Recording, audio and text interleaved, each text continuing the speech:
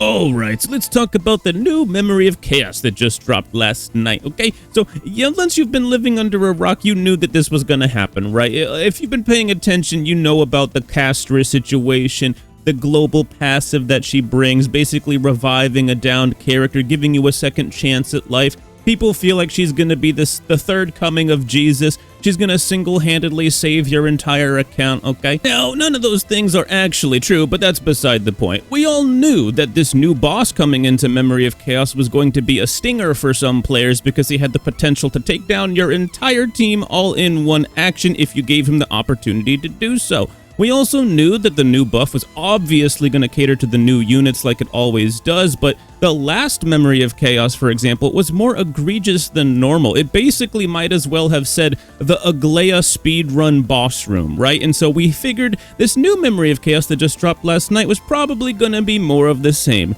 And it is. But let's stop wasting time with the intro and get into this thing. First, if you like this kind of stuff, consider leaving a like and subscribe to the channel. It really does help out, and we're on that push towards 10K, and it'll be the first milestone for the channel. Now, quick preview for what's coming in the video. We will be going, of course, over the new boss, Memory of Chaos, etc., the general discussion, but I did want to point out that obviously this new boss, the new Memory of Chaos, the new buffs, they were designed in order to help sell new units like Castoris and Mighty. Castoris especially, because she has that global passive that helps you like regenerate a downed character. Now obviously you have to heal them or shield them in order to prevent them from actually dying, so it's not a full save, but this is clearly what the intention was. This is clearly meant to help sell specifically Castoris more than anybody else, but any HP scaling character like Mighty or Triby. And just like last time, we'll also be taking a look at some of the teams that were used to clear off of my friends list in game. Okie dokie, artichoke. So let's go ahead and take a look at this Memory of Chaos 12 buff here. It increases all allies' HP by 30%. Mwah! If you're an HP scaling character, that's a good thing, isn't it? If you're not an HP scaling DPS character, you're gonna hate seeing that, right? Every time an ally is attacked, it restores HP equal to 5% of their max HP and adds 1 hit to the hits per action of Memory Turbulence. Ooh, very nice. Every time an ally consumes HP, restores HP equal to 10% of their max HP and adds 2 hits to the hits per action of Memory of Chaos Turbulence. This effect can only trigger once per attack, and up to 20 hits can be added this way. Damn, brother. At the beginning of each cycle, each hit from Memory Turbulence deals 1 instance of true damage to a random enemy target. Yeah, currently the only character that truly gets to, or actually the only characters I should say that get to truly benefit off of this are characters like My Day, characters like Blade. You see what I'm saying? These type of characters that want to chip away at their own HP and get a buff off of that, they're gonna love this type of effect, right? Any character that wants to have a lot of HP or a higher max HP, that's all good for a character like that, right? And we know that Castoris is going to be releasing as an HP scaler. That's not spoilers. In the recent live stream, we found out part of her kit, and it all works around HP. Well, not all of it works around HP, but that's where we get the hints for how she scales. Obviously, every single team could technically benefit off of this. It technically gives you HP back, etc., right? But the characters that get to truly capitalize on this are limited. You're talking about a character like Triby, you're talking about a character like Mighty, you're talking about a character like Blade or Castoris when she does eventually come out, and this MOC will still be active when she comes out. This was made with her in mind. You could even make the argument that this is kind of like her MOC, but it's also technically partly Mighty's MOC as well. And Triby gets to benefit from this room as well, a strong sub-DPS character. Now, obviously, it goes without saying that these type of buffs are not fun for a lot of players, right? Like, we know that they're gonna put out buffs that cater to the new units. They always do that every single time. They want to sell the new units. That's understandable, but the buffs aren't always this egregious, where they're really pushing only select few characters and they're pushing all the other characters out, right? You basically have to steamroll through with a very strong team and ignore these buffs entirely if you don't have these newer characters, which is definitely doable. I have tested this out myself. You can still do it with a, well-invested account with good game knowledge, with really good relics, etc., etc. That's always been the case, right? But when you think about the average player or more casual players, this hurts them even more than it normally does. And yeah, this is endgame content, right? The average player shouldn't just be able to walk up, click auto, and walk away, go to the bathroom, come back and found out that they won. You know what I'm saying?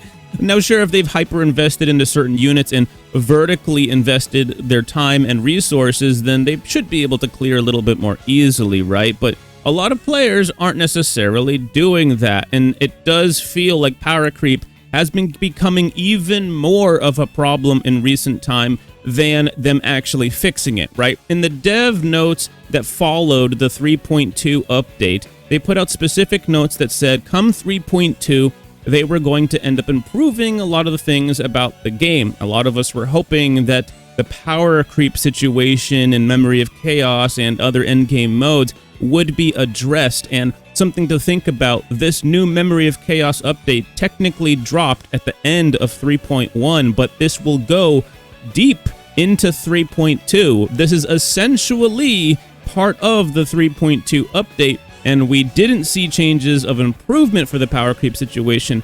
Arguably, it's worse. Let's just take a look at Bro's abilities, the Flame Reaver, right? Because that's what everyone's worried about. It's not Kafka. Everybody knows what Kafka does. Kafka's literally not the problem. Bro, think about this for a second, too.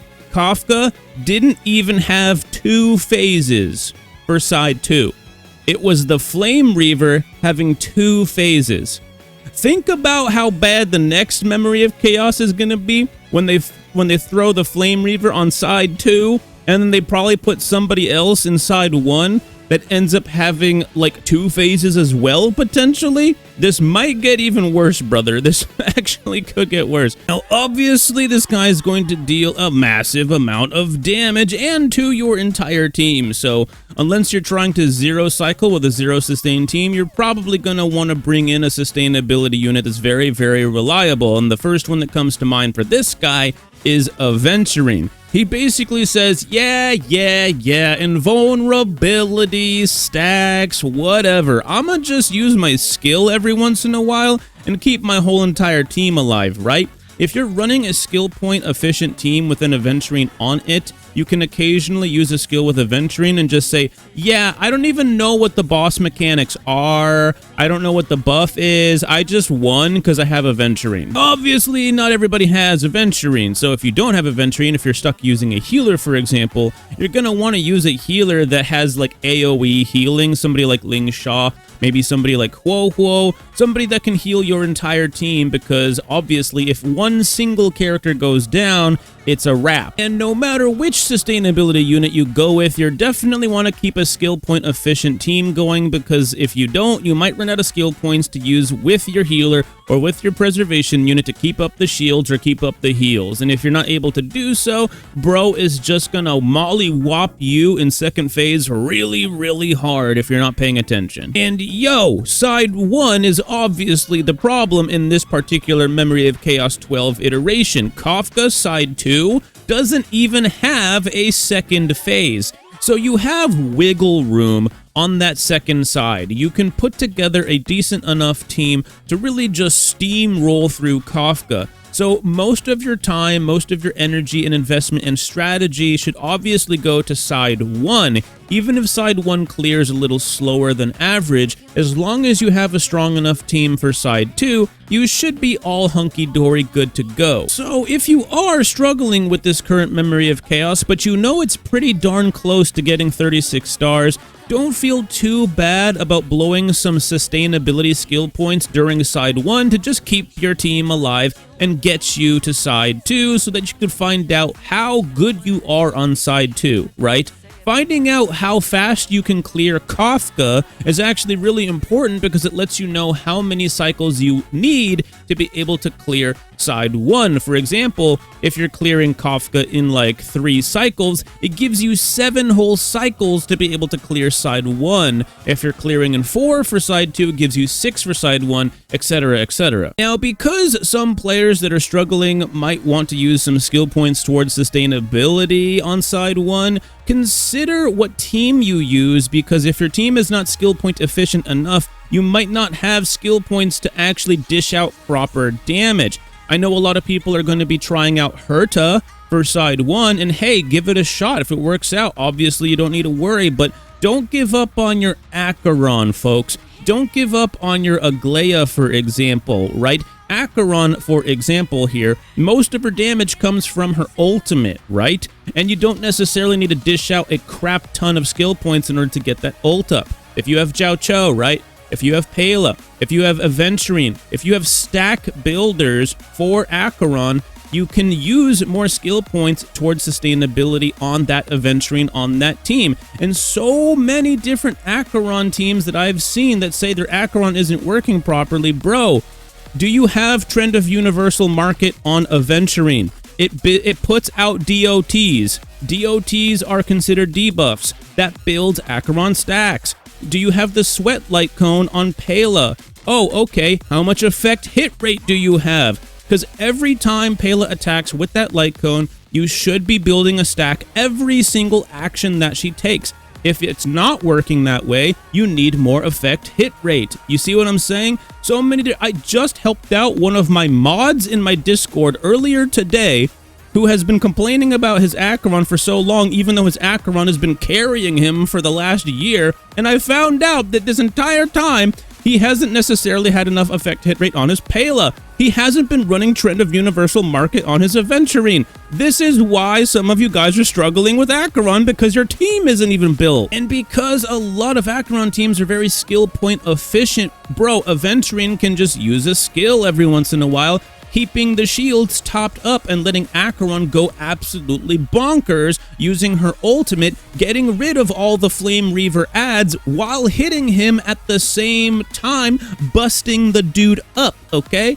Give it a shot, okay? Don't give up on your Acheron. Maybe she has fallen off for you. Maybe your build, maybe your relics aren't quite there. Maybe it's not enough for you and you're gonna have to use Herta. I'm just making some examples of things to try in case you were struggling to clear. And obviously, you already know this, Aglaia, she's a newer character, she's gonna work. In fact, part of one of the Flame Reaver mechanics gives you energy back. This is something that Aglaia really wants. So Aglaia, again, strong character against Flame Reaver as long as you have enough survivability. And yeah, I'm not gonna lie, the Kafka, like side 2, okay, like it might as well say the mighty speedrun boss room, because he is absolutely perfect against this particular side. Literally, the second wave with Kafka, there's only 3 enemies. Wow, coincidentally, Mighty is a 3 enemy attack hitting character. He deals blast damage. He hits 3 enemies at once. This is literally perfect for him, and every single one of them is imaginary weak, plus he gets buffed up by the MOC buff this particular time around.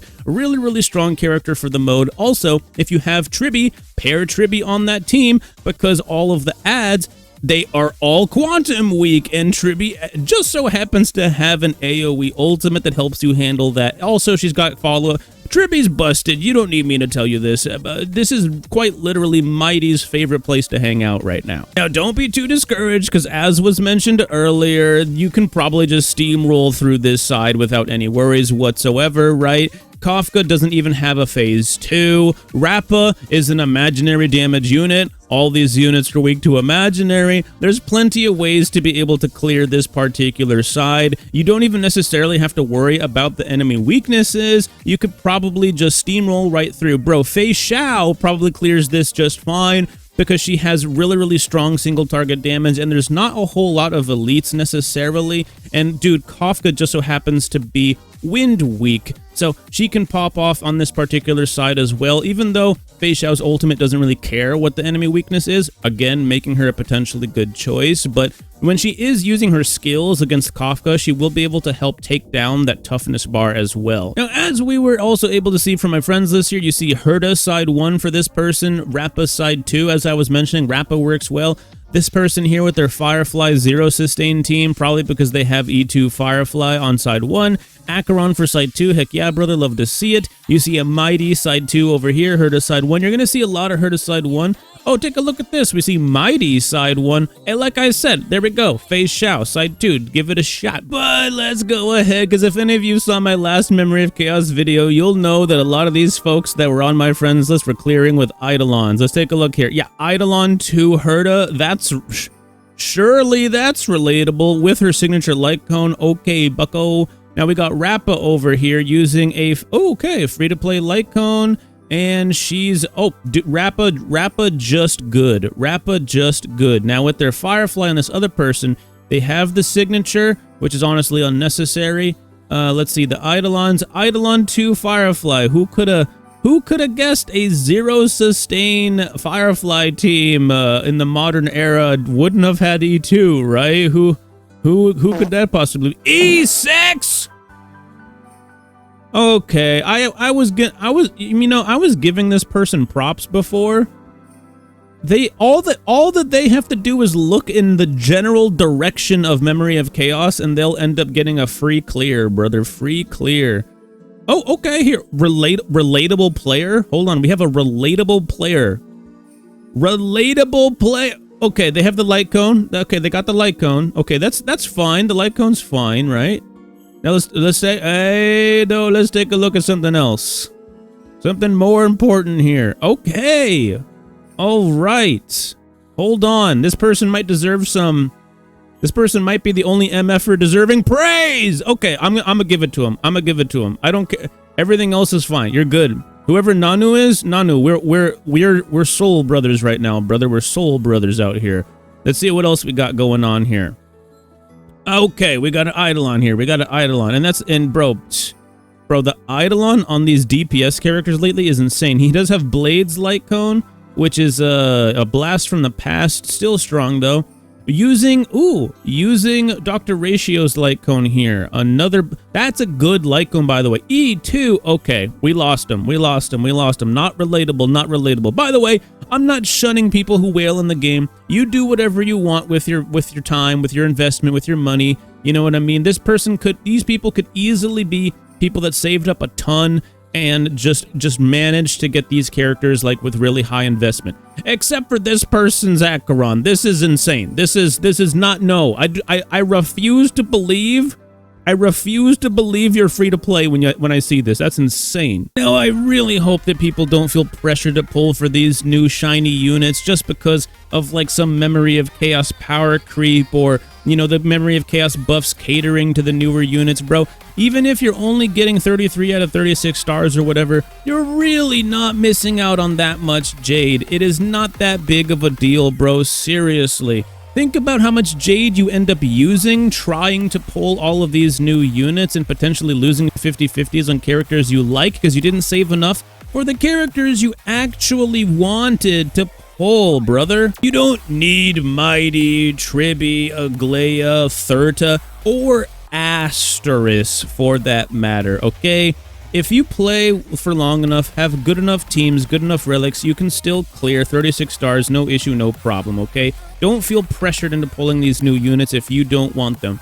Pull who you like. If they happen to be meta, sick, cool, great. If they're not, oh well. Now, if meta is all you care about, then obviously Tribby is going to be the best choice out of any of the recent releases so far because she's a great sub-DPS unit. She provides buffs and damage, and she can work on a bunch of different teams. That's versatility without having to give up on anything because her damage output is there, and again, those buffs are really, really solid. She works all over the dang place right now in a tons of different modes. She's literally tier 0 in every single endgame mode right now. Anyways, if you guys like this kind of stuff, consider leaving a like and subscribe, and I'll see you guys in the next one. Peace out.